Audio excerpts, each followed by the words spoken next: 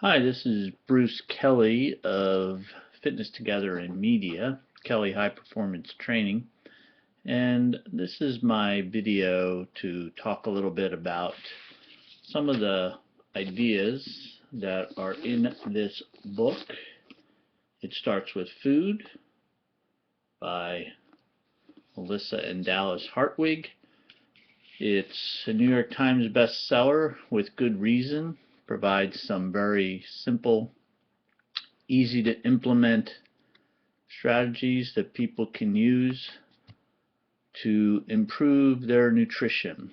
In our practice, we have a lot of personal training and athletic clients, and you cannot out-train poor nutrition. I didn't come up with that, but it certainly applies. Many people think the more they can work out, the less they have to pay attention to nutrition, but nutrition is important for everyone.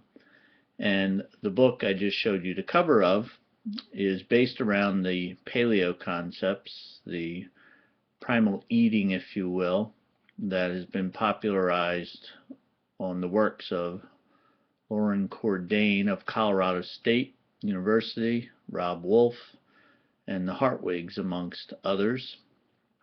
And what I like about this book and their presentation, I saw their workshop in Philly on January 5th, is the common sense approach, the fact that they're not absolutists, and that this program is easy to implement. It doesn't require a whole lot of specifics or eating their foods per se or packages or any of that stuff. It's easy to implement for everybody if they follow some of the rules. So first of all, there are the concepts of their program on what constitutes a good food, and there are 4 factors that make a food good. First is a good, healthy psychological response, meaning that it doesn't create addictive type cravings where you go and eat a whole bag of Doritos or something like that, so that it's not an engineered food, it's a whole food, something that the body has natural responses to and knows when it is satiated. The problem with manufactured foods is that they tend not to have these breaks, so they are food without breaks, as the Hartwigs like to say. So that's number 1.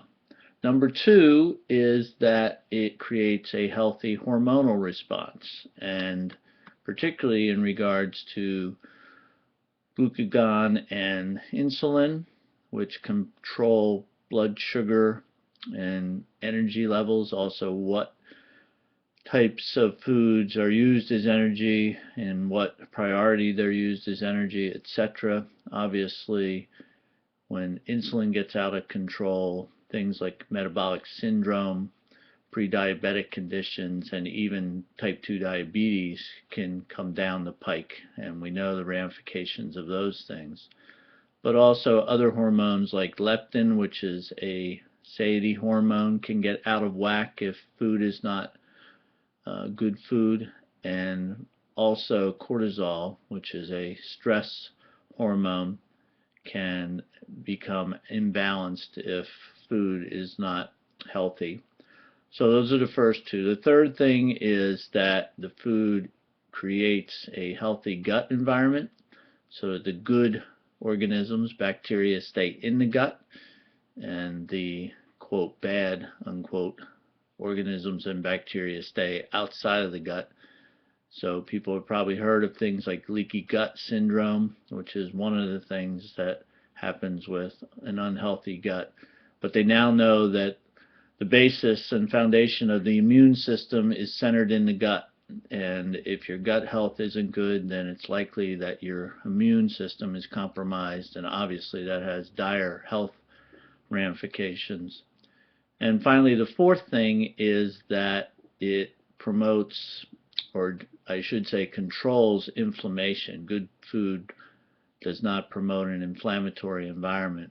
So Those four things are key to what constitutes. Those are the four criteria of what constitutes a good food. One, healthy psychological response. Two, healthy hormonal response.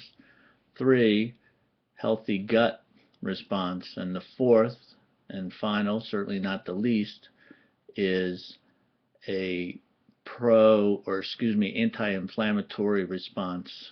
We now know that inflammation is the marker as well as the driver of a ton of diseases. They have a whole page in the book, chart that shows what some of these diseases are, some like diabetes, heart disease, arthritis, even a lot of the diseases that we consider inevitable like Parkinson's and Alzheimer's and dementia are inflammatory driven. So healthy, good, whole food is key to minimizing the onset of those.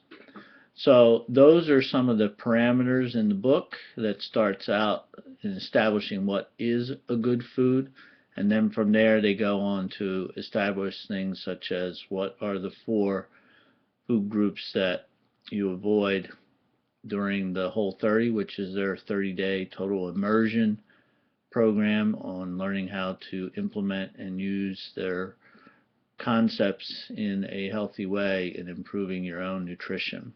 So this is my video, my debut audition video for being part of the Whole9 team.